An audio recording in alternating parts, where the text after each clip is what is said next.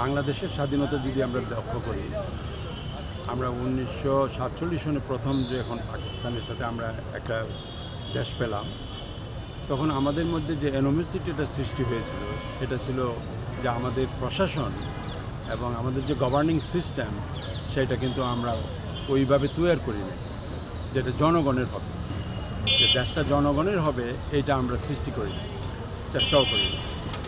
চেষ্টা করতে না করতে প্রায় 20 বছরের মতো চলে গেছে এবং আমাদের পক্ষ থেকে যে আন্দোলনটা শুরু হয়েছিল শুধু ওইটুকুই দাবি যে তোমরা আমাদেরকে স্বায়ত্তশাসন দিতে হবে।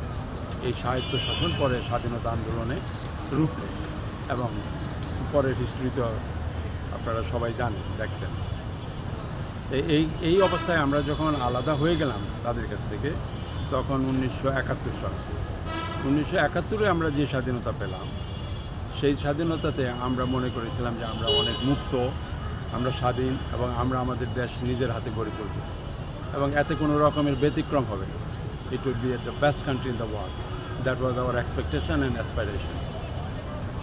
এখন আমরা যদি বলতে চাই যে কী পেলাম, সেখানে বলতে গেলে আমাদের স্বাধীনতাটা এক্সপ্লেন করতে হবে।